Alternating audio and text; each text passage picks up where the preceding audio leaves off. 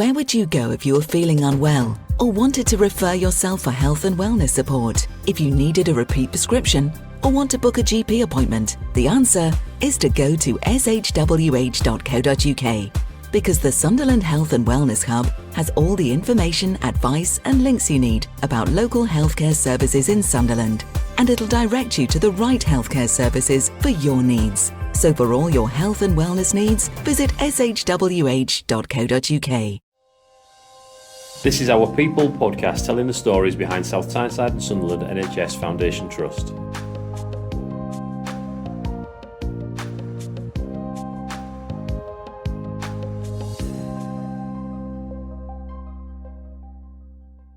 Hello, I'm Fiona Thompson. I am a Communications Officer with South Tyneside and Sunderland NHS Foundation Trust, and I'm delighted to be joined by Claire Boylan and Chris Cairns, and we are recording from the Alexandra Centre in Sunderland Royal Hospital. So we're going to go into a bit of detail about what happens here. So Claire, why don't you kick us off with telling us a bit about what your role is with the Trust and what it involves? So I'm an elder life specialist practitioner. I work with the Delirium and Dementia outreach team at the Alexandra Centre, and we assess patients 65 and older who are admitted via the emergency route who have cognitive problems at Sunderland Royal Hospital, whether that's delirium, dementia or underlying cognitive impairment. We provide advice and support to patients' families, carers and staff about delirium and dementia, and we also provide education. What sparked off your interest in working in the NHS, and what jobs did you do before you became an elder life specialist practitioner? So I've always wanted to work in the public sector, and I was torn between being a paramedic, a police officer and a nurse, but I was also unsure whether I had the confidence or attributes when I was younger to do any of the jobs. So I went and studied at Sunderland Uni and got a degree in health studies. Following that, I took a temporary post as a HCA for a few months, but that continually rolled on. So my aim was to apply for nursing at Northumbria, but at the time the trust was seconding, and I was advised by the ward sister at the time, Margaret Campbell, who's no longer with us, to hold off and apply for that. I was successful in the application and studied a PG in nursing at Northumbria, and the only placement that stood out during my studies was my placement on E51, which is a care of the elderly ward. I found working with older people to be very fulfilling and rewarding, and I applied for a job as a staff nurse and was successful. I worked there for about 4 years. I then transferred to E52, another care of the elderly ward, and I was there for about 4 years as well. I applied for a job as a junior sister and was successful. That was a very challenging role, but I really enjoyed it. And then an opportunity came up with DDOT. They had been in post for about a year, the guys who worked here, and the role sounded very interesting and varied as well. So here I am 8 years later. And you mentioned HCA there, which is something we talk about. I know we talk about all the time in NHS, but that's healthcare assistant, yes. Isn't it? And that's a role that a lot of people use to kind of start their careers, and they are an integral part of our trust, aren't they? They do fantastic work, and definitely the place would fall apart without the place. them. Absolutely. They're such an important cog in everything we do. So it's interesting to find that was your way into it as well. And so, Chris, you are in a relatively rare role with our trust.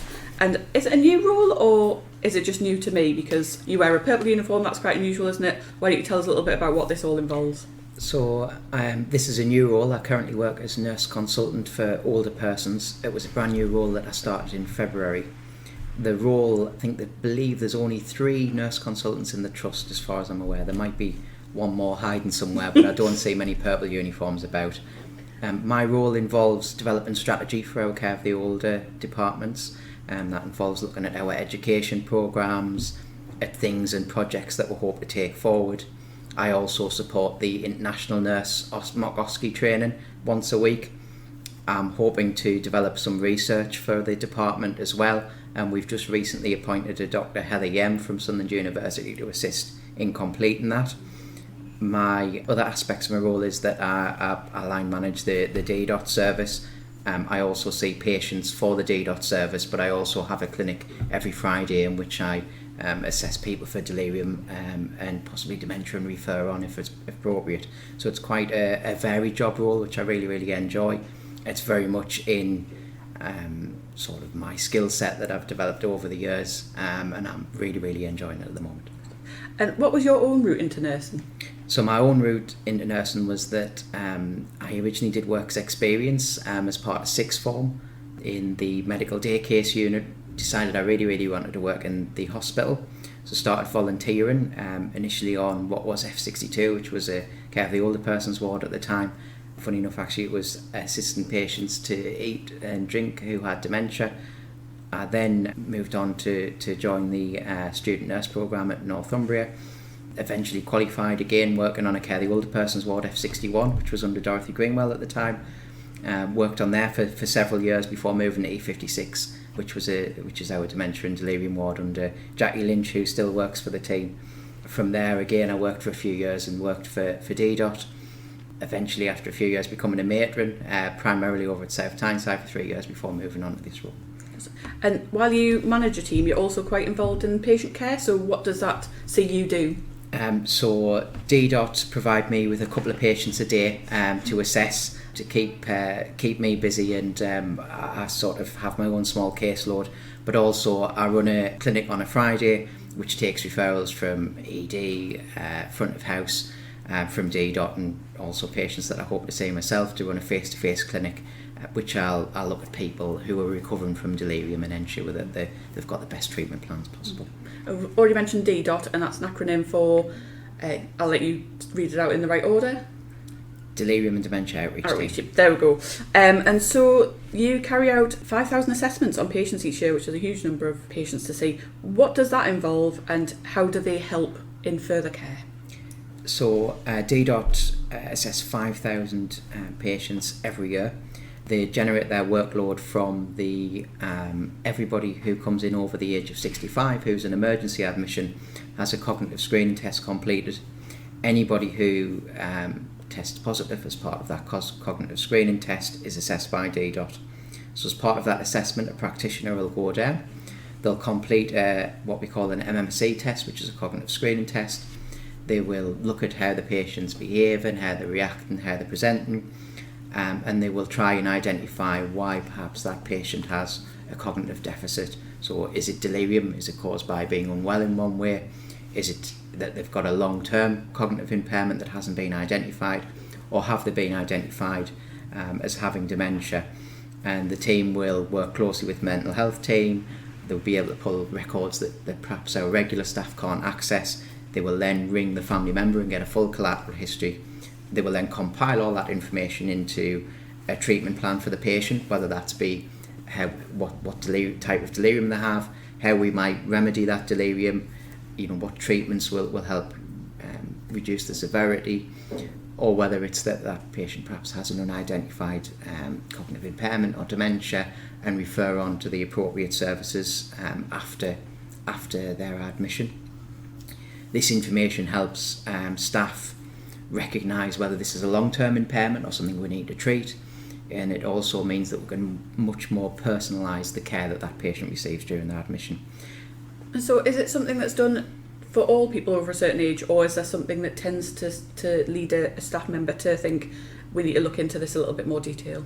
So it's for everybody over 65, but the team is ageless, so we will also take referrals for anybody of any age within the trust. So for instance, if we had somebody say who was 40 years old who come in, who was confused, ward staff can refer on to the team, and so the team would go out and assess that person. Thank you, that's really helpful to know. I'm sure that's really helpful for families to know as well that takes place. Do you want to give us a bit of a rundown between you what the team does and what those roles involve? So the team does many different roles actually, and a lot of things that happen behind the team. So the most visible role is the practitioner role, in which one of the practitioners will go down to the wards and carry out the assessments that I've discussed. The team also has a big role in education. So they have their really highly acclaimed sensory teaching. The teaching is carried out either in the Alex Centre or sometimes in the Education Centre in various places across the ward. The team also runs the Alexandra Centre, and our practitioners have a big role in that, but also our DDOT helper staff. The DDOT helper staff will provide therapy sessions, reminiscence sessions. They will use various different aids and tools. Sometimes it's even something as simple as having a film day for the patients just to sit round and eat round a table. The helpers also go out onto the wards. They will assist with meal times, with eating and drinking, but also with reminiscence sessions on the ward. So it's very, very varied. We've also got Claire, who's sitting opposite, who's brilliant at doing sort of all the PA and the charitable links. So we had the Fans Centre come in recently, who did a lovely video with us, which I've just been told has gone perhaps nationwide. So the role is very varied. It ranges from going out and assessing patients, providing education, developing new sort of projects and things that will help on our ward. It's really varied, and I think the team really enjoy their roles. And the centre itself is really warm and welcoming. I'll take some photographs to share as part of this, but we've got some artwork up that links into kind of all of Sunderland's history, so all the things that we would recognise as people who grew up in the area, so Vauxhalls and Joplands, Pyrex, bins, always used to get lost in bins, and it's got lots of kind of, what would we describe them as, items that we might recognise from our homes. Yeah, it's like a memory wall. Yeah, it's great. There's loads of things that I recognise in there, but I also recognise from my grandparents' house, for example. And I guess these things just spark those conversations with people. Yeah. And it's always very nicely decorated. So we're decorated for the Women's World Cup at the moment, which is a staggering effort by the team, as ever. And the Alexandra Centre itself, where did it get its name from? Because I always thought it was something to do with Queen Alexandra Bridge, but it's something quite different, isn't it? Princess Alexandra? Yes. So Princess Alexandra was a patron saint of Alzheimer's disease. So it was June Lawson, who used to be our matron, who's retired now.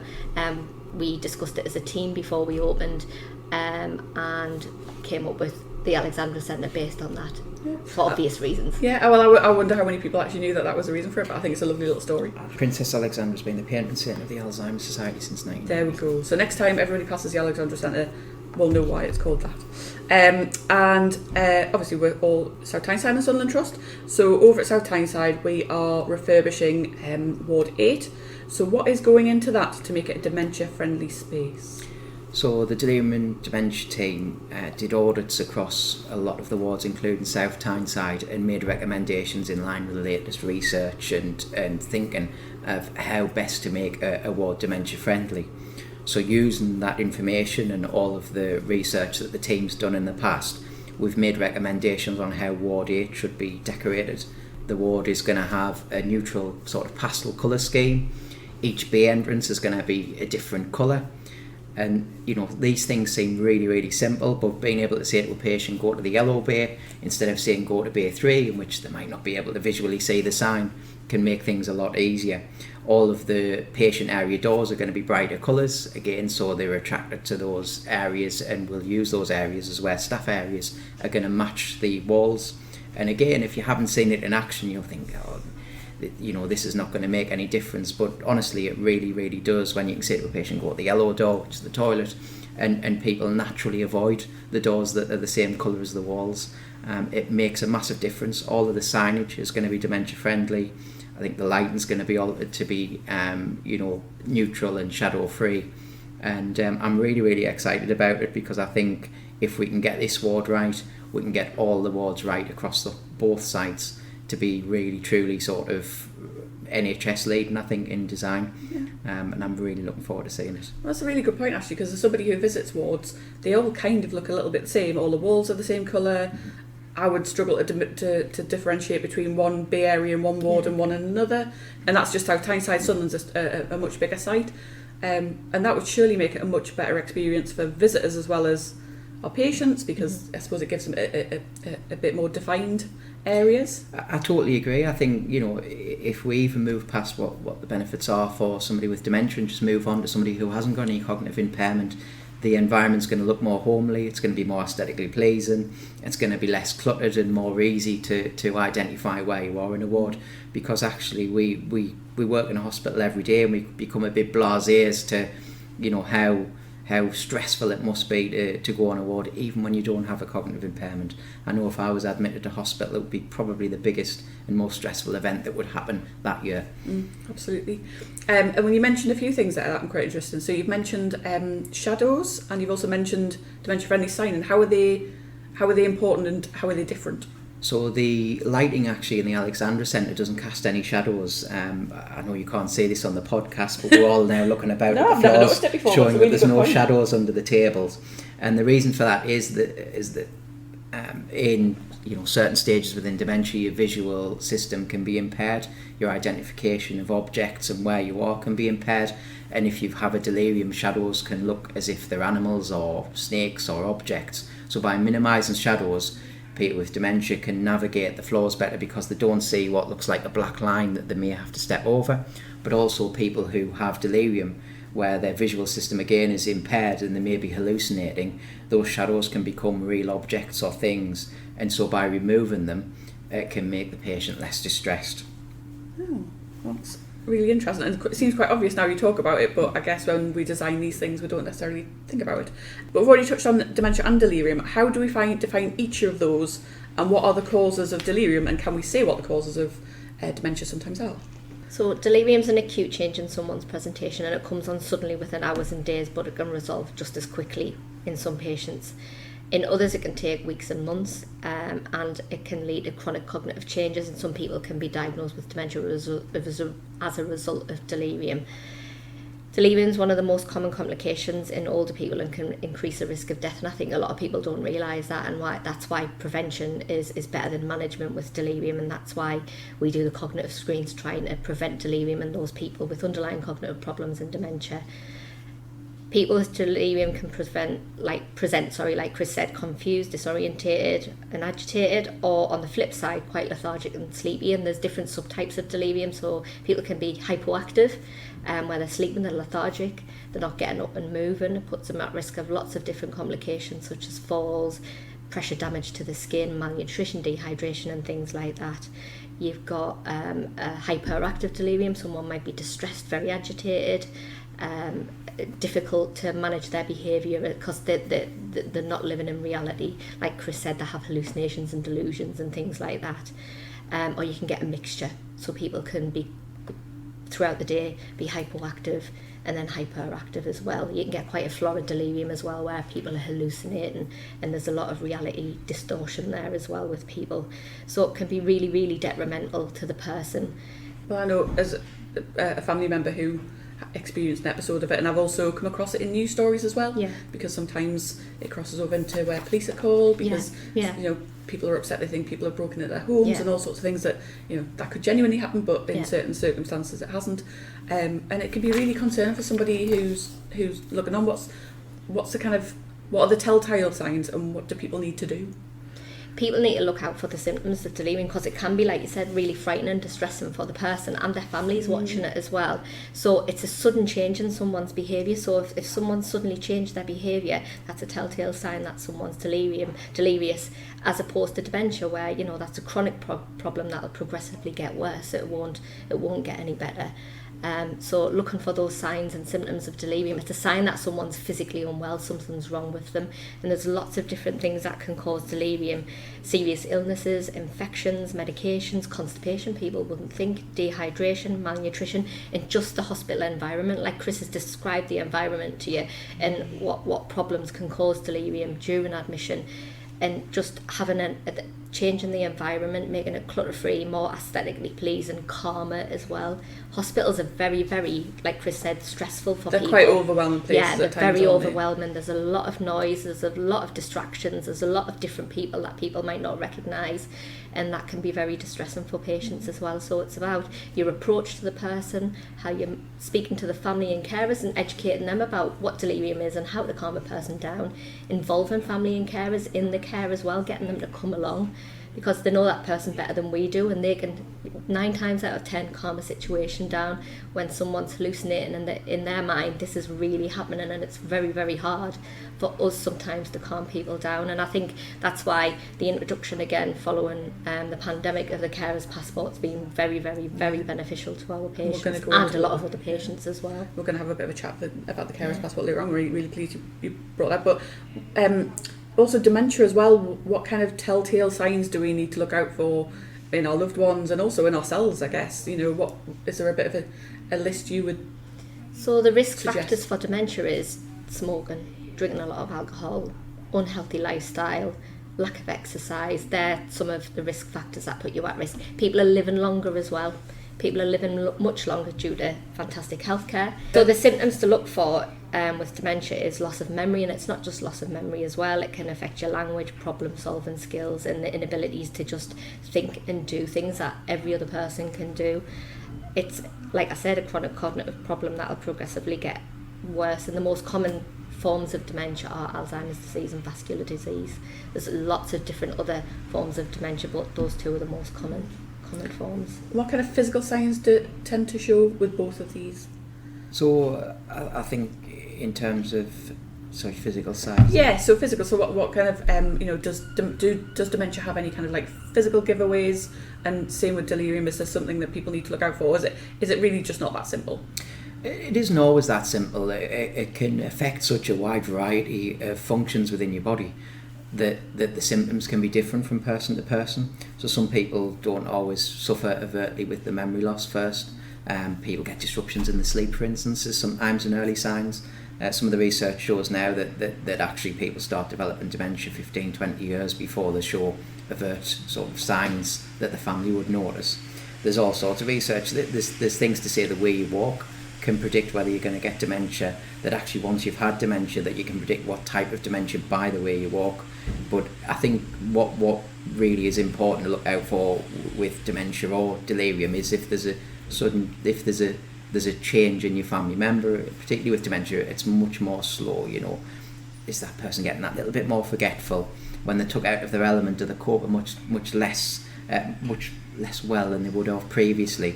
Some people will go in and the first symptom is, my dad's forgot how to use the microwave or the TV remote, or he can't use the skybox as well, and those things seem really, really simple, but actually that might well be the first signs for dementia. With delirium, it tends to be more of an acute change. So if somebody wakes up suddenly very confused, I think when you're a little bit older, people seem to write off increased confusion as, oh, well, this person's 85 years old. It's sort of, I wouldn't say normal, but it's wrote off a lot more. It's kind of expected when you get older, isn't it? If I woke up suddenly confused tomorrow, I'm 36, 37 next month, people would think it was an acute medical emergency. I would be rushed to hospital. Why have I become confused? People would be doing CT scans and all sorts of tests on why somebody who was physically healthy the day before has become confused. But when 85-year-old Bill or John comes into hospital suddenly confused and they're 85, there doesn't seem to be that sense of urgency out there in the community. And I think initially, before we did a lot of the education within the trust, it wasn't necessarily taken as seriously as you would hope. But actually, that's not the case. It is a medical emergency. It actually has an increased rate in mortality for delirium. So it's something we should absolutely take very seriously. How do we treat delirium then? Is there some kind of medication, or what do we do to actually get to the... So it's not treating the delirium as such, it's managing the symptoms of delirium that we do, but the underlying treatment for delirium is looking for the underlying cause. So is it an infection? We'll treat that infection. Is it a serious illness? We'll treat that serious illness. Is it constipation? We'll treat that. Is it because they've been for surgery and they've had anaesthetic? That can cause delirium as well. So it's managing the after effects with us type of thing, but looking for the underlying causes. So you need to play detective almost, don't you? Yeah. And if it's not already been addressed, then we can address it and speak to the teams on the ward to put a management plan in place and how to manage that delirium. Okay. And we've talked a little bit about the Alexandra Centre, but what do we do to get our patients physically moving and thinking and being a bit more active? What kind of activities do we provide? So both dementia and delirium can be quite detrimental, as we've said, for our patients' well-being and lead to complications such as, we've said, falls, dehydration, malnutrition, skin breakdown. And that can increase a person's length of stay in hospital as well, and that in itself is detrimental to the person.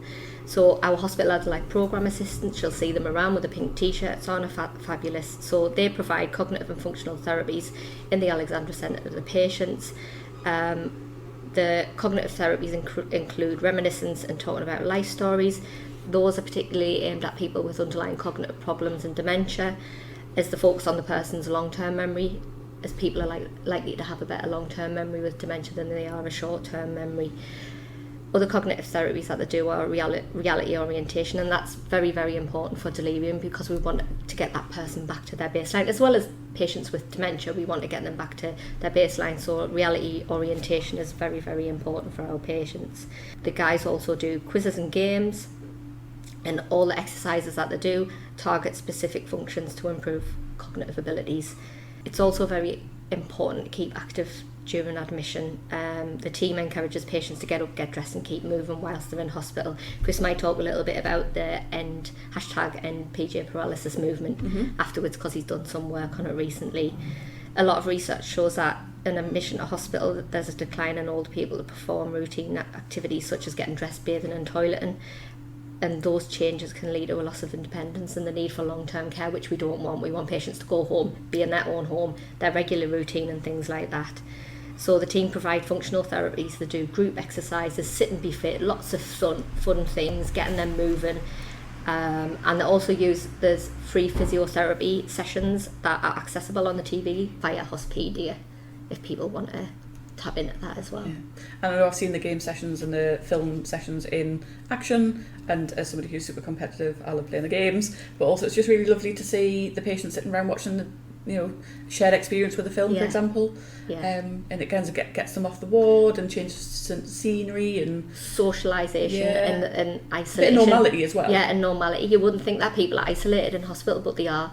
They're by themselves for a lot of time with strange people, and bringing people who are like-minded together as well. We try and structure our therapy so we get people who have the similar dislikes and likes together, and people just are very much more animated than when they're out on the wards. We had a teaching session a few weeks ago, and a few of the students had shadowed us and sat through a session on the ward. The patients were all from E51. The patients were quite low in mood on the ward. They weren't really interacting, they weren't really communicating with ward staff. They come round here, they did a fantastic therapy session, they got back to the ward with the students, and that's all they chatted about for the whole entire day.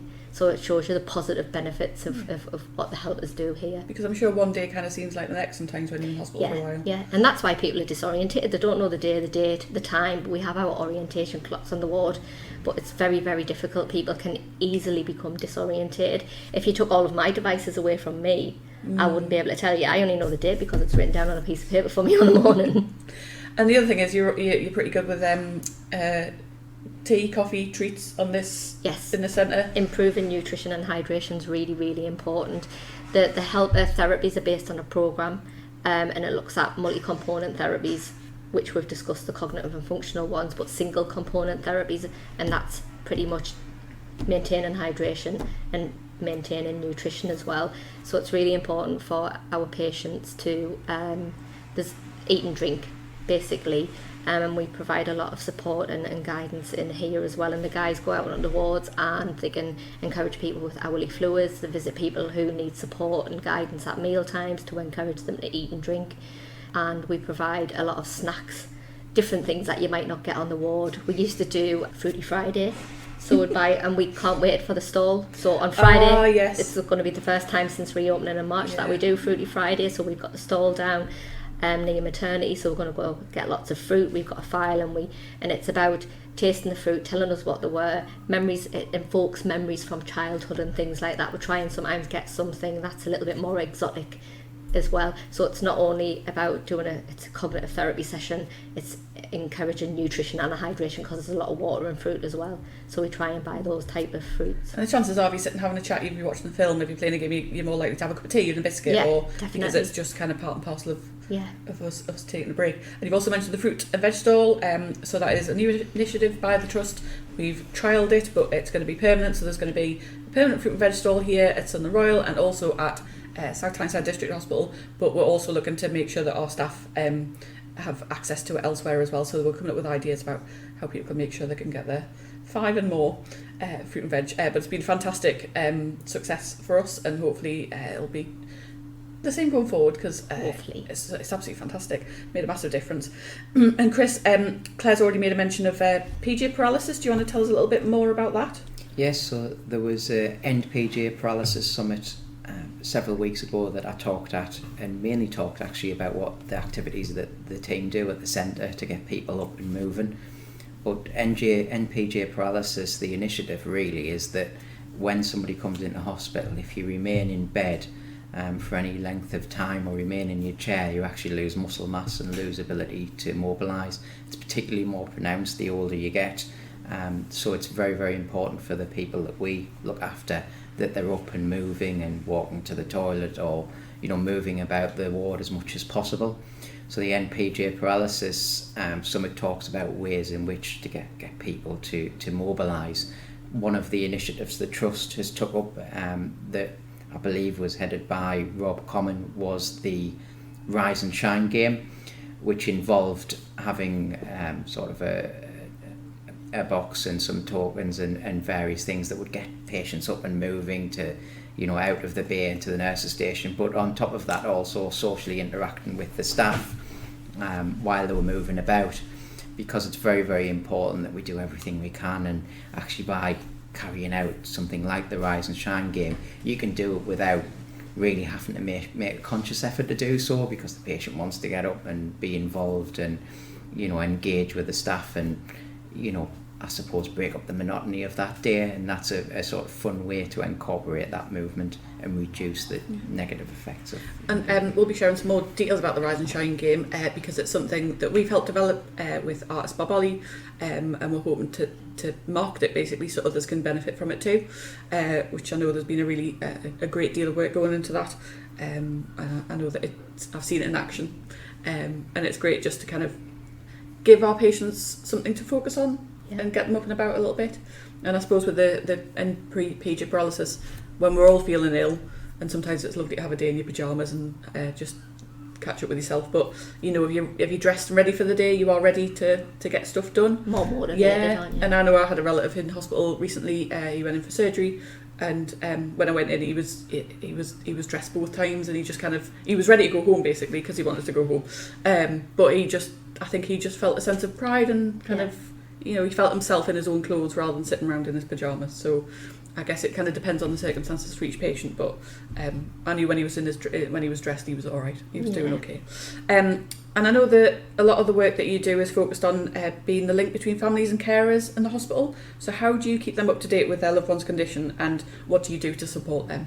So we speak to all of our patients, families and carers initially on admission, and we keep in regular contact with them throughout the admission because we routinely review our patients as well.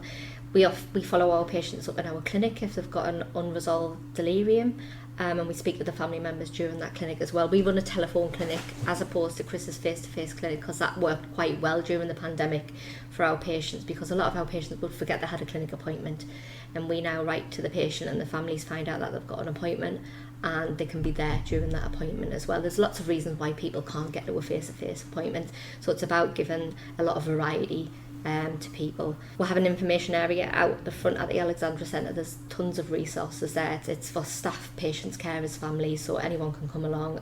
If you've got any questions, just chat to us.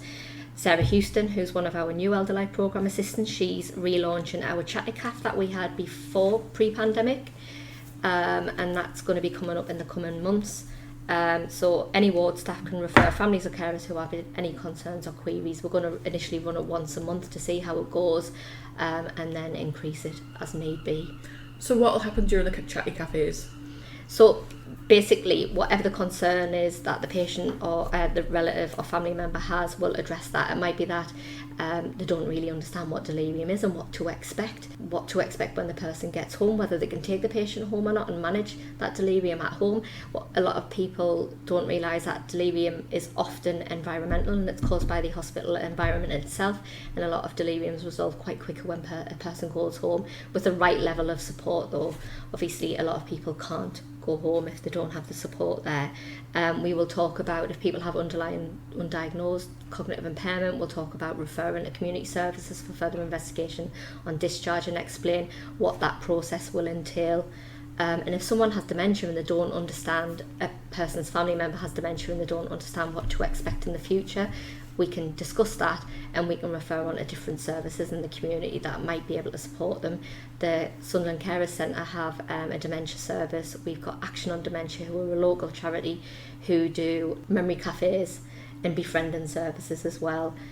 We have other local charities that we work with as well that we can refer on to. We talk about the Fans Museum a lot because we encourage people to go over there and take their family members over there as well if they've got an interest in sports. Brilliant stuff. And I know I've heard the team on the phone to relatives, and it must just make such a difference to families knowing that somebody's given them a call to let them know how their loved one is, and because communication is such a key part of recovery as well, isn't it? Very much so, because of your patient's anxious and distressed, the family member's going to be anxious and distressed as well, and it might be that we have to reiterate this information over and over. It's a stressful situation. If I'm stressed, I'll forget stuff straight away, so family members are just the same, and they just need some guidance and support into what to expect, because they might have come in and seen their relative hypoactive, so they might be sleepy, and that's fine, they're calm, not a problem. They might come in later on and the person might be agitated and they don't understand the different subtypes of delirium. So it's just going through it again with family members and keeping them updated, and communication is key. Yeah.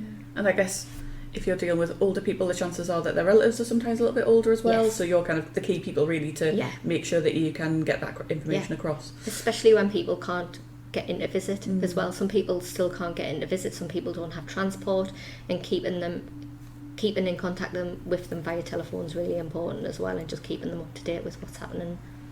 I'm sure that's massively appreciated by our families as well.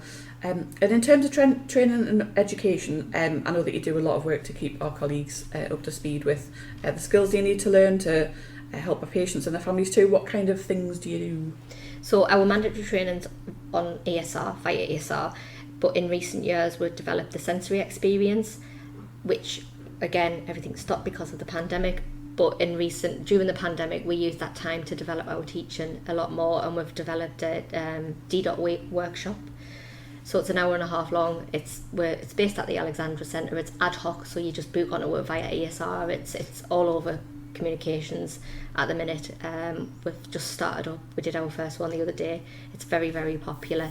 So the sessions include discussing how to involve families and carers in a person's care during admission. We talk about the carer's passport, John's campaign, This Is Me, the little blue butterfly wristbands that you might see the patients wearing. That's just to indicate that a person's got cognitive difficulties to staff, that they might need some support during admission from a member of staff if you're speaking to them and they can't reliably communicate their needs. It indicates, a lot of our patients like to walk up and down, keep moving and things like that, and that when they've got cognitive difficulties they might leave the ward. If a staff member, you see that, a person wearing those wristbands, you can see that they're a patient and not just a relative or someone visiting. So the purpose of the D.Dot workshops, it'll help staff gain an insight into how sensory deficits, cognitive difficulties and dexterity problems can cause great distress to patients in hospital with dementia or delirium. What we hope is that by personally experiencing the struggles people have, that our staff will better understand the stressful time experienced by their patients, and as a result further emphasise and support them with respect. I know that Harry and our team helped film a session the other day when you were doing the sensory sessions, and I saw a little bit of it, and just within those few seconds I could tell how overwhelming it must be for patients, because you really do a fantastic job of showing how many things are going on all at once, and it must just be so hard for patients, anybody really, to kind of deal with all these things. But when you are suffering from dementia or delirium, both, it must just be so much to kind of take in. It is. So people wear glasses, so it's different types of visual problems that people might have. So we make them wear glasses. It might be glaucoma, it might be cataracts, etc., etc. We have them wearing headphones, and it has a lot of overlapping noises that Chris kindly recorded from E56. So it's a telephone ringing, it's a buzzer ringing, it's the Baxter pump colleague going, it's the bed pump, it's all the white noise that you don't really hear, but if you sit quietly and listen you can hear a lot of reverberation and buzzing.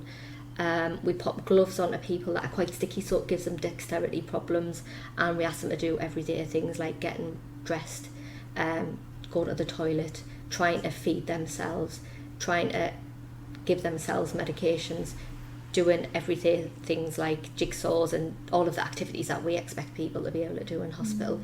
And it just gives people a little bit of an insight into what that person might be experiencing in a hospital, and in turn the member of staff might be able to empathise on how that person is managing during their admission. Because we're all in a rush. I suppose it's easy just to be a bit... We're all capable of it. Yeah, exactly, but that must just be really tough for patients, and also I suppose it just shows how you need to help them, or how our family members might feel in the same situations. But we also link in with quite a few others. So how are they involved, and how do we help each other? You've already mentioned the Fans Museum and Actor and Dementia, so I don't know whether you want to tell us a little bit more about how we team up and make a difference. So the Fans Museum, explains itself. They come here, they do sport and memory sessions with our patients. They get a lot out of those sessions. You've seen it yourself the other day. The patients were not very chatty at first, and everything got going, and you couldn't shut the patients up after that. So it brightens their day up, it improves their mood, it enhances their well-being, and they get a lot out of it. The patients didn't stop speaking about it. After the both sessions that we've had with the Fans Museum, family members have contacted us to thank us for it as well. Oh, that's brilliant. That's lovely, because they brought in all sorts of stuff. There was like football tops, old football boots, old studs. Old studs, actual trophies that have been won by teams.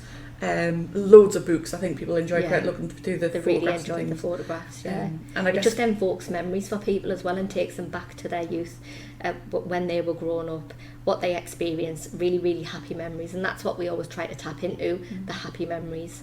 And I guess it's a subject matter to get people started on, isn't it, rather than just what did you used to do work-wise and things. That's probably going to be quite hard work for them to think of, whereas you're giving them the kind of material to talk about, aren't you? Tactile therapies are very, very important for our patients, touching things.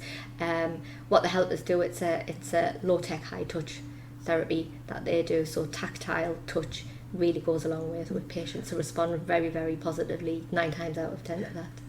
Good. No, it was an absolute joy to see, and the Fans Museum volunteers did an absolutely superb job. They are fantastic. They know their stuff, don't they? They do. They are just walking fact files of information, and we're so good with the patients as well. Yeah. It is a real task to sit down with a total stranger and have a chat sometimes. It is. Especially in a hospital setting as well. Which I suppose the Alexandra Centre kind of helps get around that, because it's more of a kind of community centre feel, isn't it? But they do fantastic work, and I know that we'll get them back soon, hopefully. Action on Dementia is a local organisation. What do they do to help support our work? So Action on Dementia are a local organisation, and they rely on charitable donations for a lot of their work. Pre-pandemic, again, they used to do therapy sessions in here, and it would be very similar to what the girls do in the centre as well. But they would also speak to families of patients who were here, and would link them into the services that they have out in the community. So they do memory caffs, and they do it in the Chesters. So they take all of their patients with dementia and families to breakfast and have their memory caff in the Chesters along the breakfast road. Always cracking. Fantastic. And the people that they help really benefit from this, and they provide a lot of advice and support to families as well, and the person with dementia.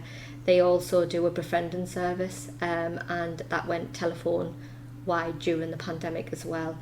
So they're a fantastic service, and deserve a lot of support as well. And we're hoping to get those guys back soon as well, start up our therapy sessions again. Yeah, it's really lovely to see the centre kind of filling up again, and having things that'll be even better when there's even more on, because I know it'll just keep the patients really busy and give them so much more support.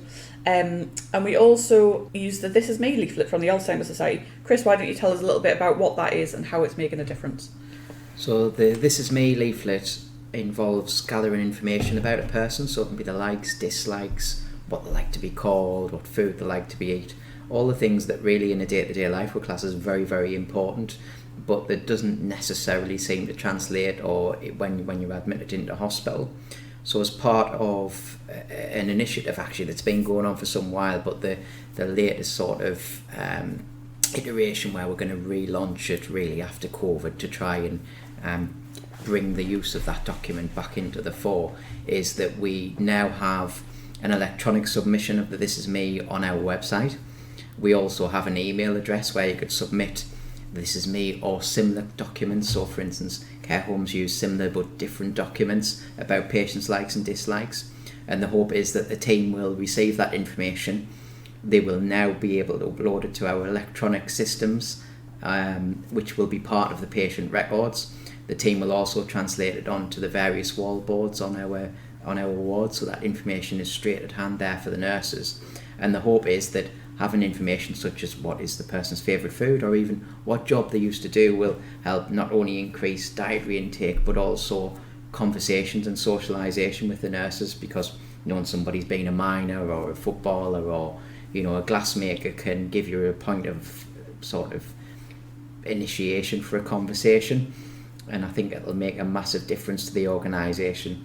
And again, the initiative couldn't really be fully carried out without DDOT's full involvement, so it's wonderful to have that resource to enable the trust to sort of move forward with its ambitions of making care fully personalised. Yeah. And I've seen that in action on wards when you have the board behind somebody's bed and it's got their name as Ada, but actually they get called Sarah. So it's gonna they're more likely to respond to the name they get called on a regular basis, even if their actual name is Ada, I guess. And it's really, really common that in sort of the older population where they go by a completely different name. And a funny anecdotal story was my granddad was known as Edward. We called him Edward all of his life, was actually Ted.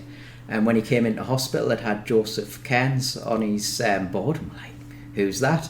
It turns out his birth certificate says Joseph Cairns, but he went by Edward, which was his middle name all his life, and nobody in the family knew. So I guess on your records, it's one thing, isn't it? So it just goes to show that all these little things turn up, and it just must make such a difference to patients to know that somebody's trying to give them a food that they don't like, or chat to them about something and they don't know what they're talking about. It must just be so much easier to have that into the conversation. It's just the little things sometimes, isn't it? I suppose everything. I mean, this must be really useful across the board when it comes to patients as well, though, not just our old patients.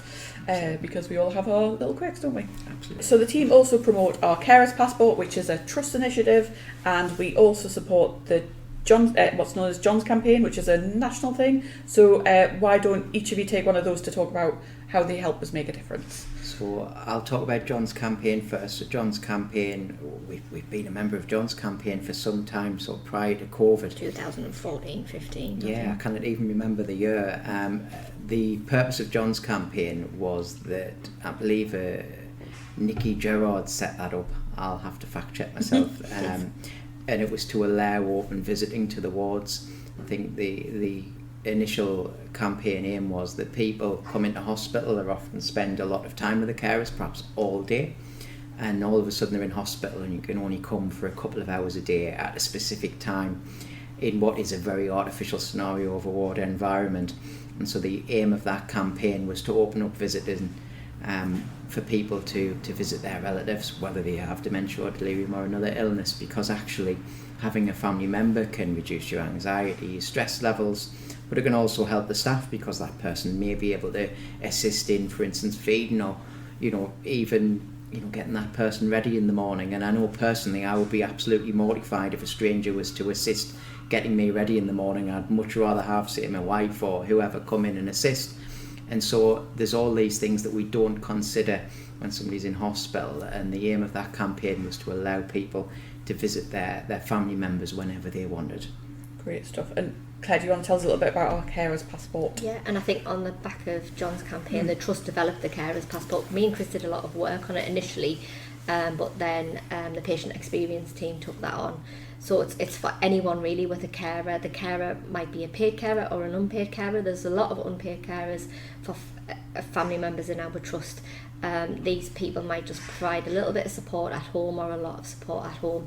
And it's about very similar to John's campaign, getting those people involved during admission.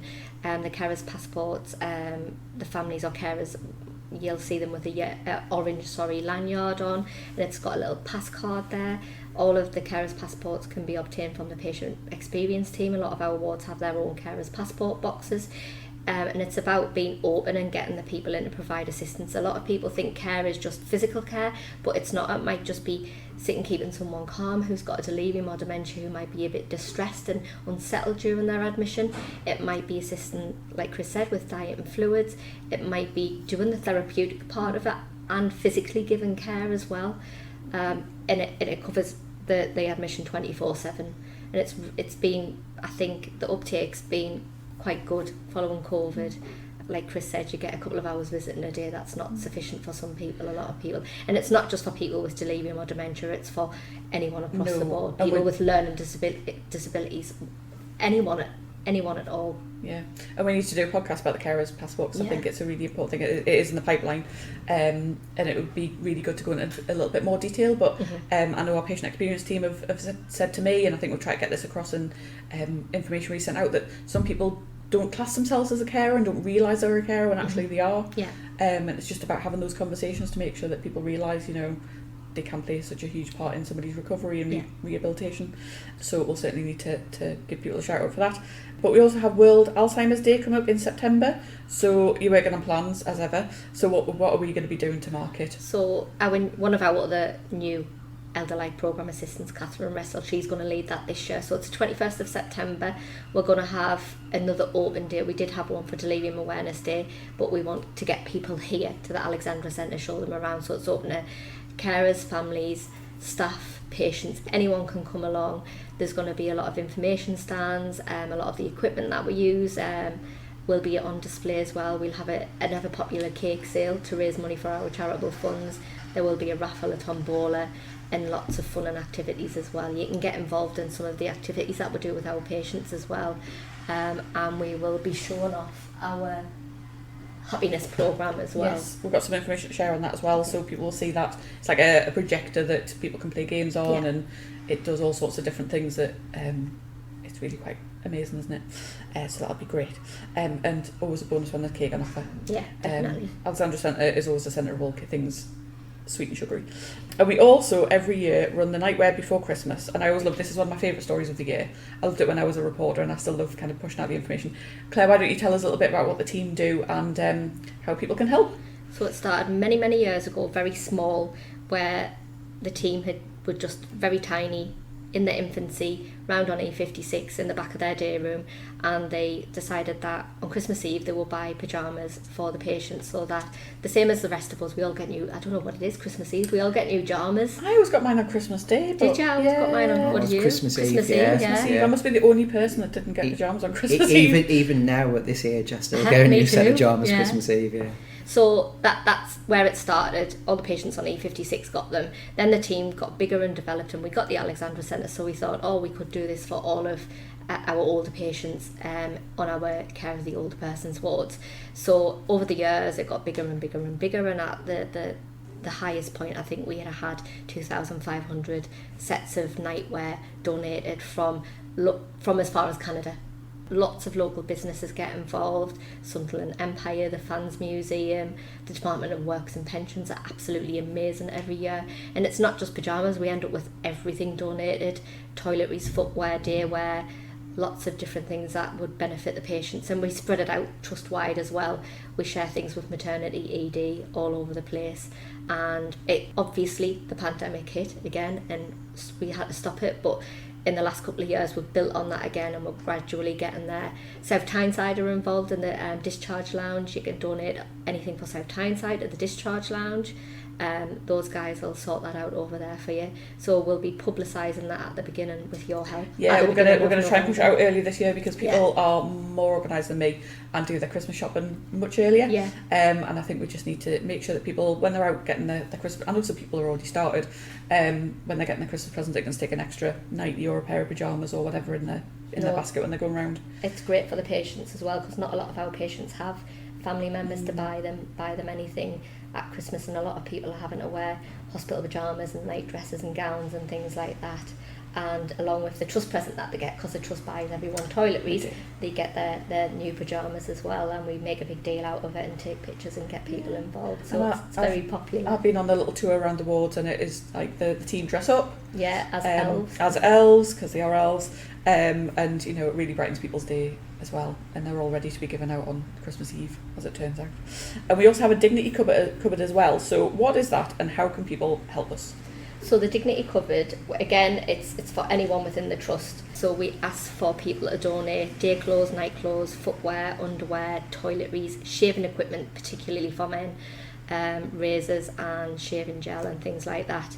Because again, not a lot of our patients have people who can bring things in for them.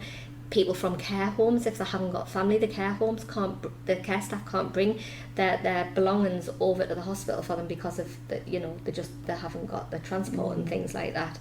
So we provide any patients, rather than keeping them in hospital attire, we provide nightwear, daywear, anything that they need during their admission. And again, like I said, it's trust-wide. We give stuff to whoever needs it. And everything comes from donations. We do lots of different charitable things to raise money to buy things. We've done the Great North Run, we've done charity backpacks, cake sales, we've done a charity bed push along the seafront. I'm up for doing that again. From Roker to Whitburn. That was quite fun actually. That was, and we raised a lot of money. That was with June Ainsley. She's one of our biggest supporters. Her mum was one of our first patients when we opened the Alexandra Centre, and she'd had quite negative experiences during a hospital admission with her mum, but everything, for whatever reason, everything became positive afterwards. And when she had the support of the team and could call on the team if her mum was admitted and there was issues, we'd go and educate the staff on the ward and just explain about her mum and her mum's dementia and things like that. And it was about, again, it's just communication, and she raises lots of money for the team and provides lots of donations as well, so she deserves a shout out. I'm sure we're very grateful for everybody that, like her, gives a little bit of time and support to help us do what we do. So we're also looking to update the memory wall, as we've already mentioned, in the Alexandra Centre. What kind of things are you both looking for? And if we've got a bit of a wish list, we can give a shout out. Yeah, we've decided part of it is, local businesses and industries and things like that, the mines, Vaux and things like that, like you said. But we're going to do different decades, because not all of our patients, like we say, 65 years and older primarily, but we do see younger patients, and a lot of younger people are starting to be diagnosed with dementia as well. Young onset dementia is becoming a bigger issue now. So we're going to go for different decades, starting from the 50s up to the 90s. So we're after any kind of memorabilia from each decade that would be beneficial. One of them we're going to do SAFC, obviously, so anyone who's got any memorabilia. They're not very big windows because they're set back from the wall, so it doesn't have to be a lot of things. It's just, again, tactile things that patients can hold and invoke memories and provoke discussion and things like that as well. What kind of things would you like to see, Chris? Well, if anybody wants to donate a Ferrari, I'm more than happy to take it. Might struggle to get in here, but certainly. But yeah, we'll take turns using one. it. Yeah, to be fair, toys are one of those things, because even we play with toys, but also our children and our grandchildren play with toys, so that's a really good point, actually. But I think, joking aside, it can be anything, even something that reminds you of past occupations. So we've talked about mining and things, but typewriters, other objects that we would look at, things that we'd use at home, old post tubs and things like that.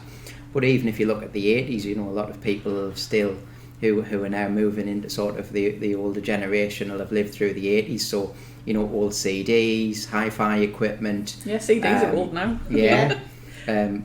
My kids wouldn't have used a CD. It's strange, but old CDs, hi-fi equipment. We've got a vinyl record player here that we can use.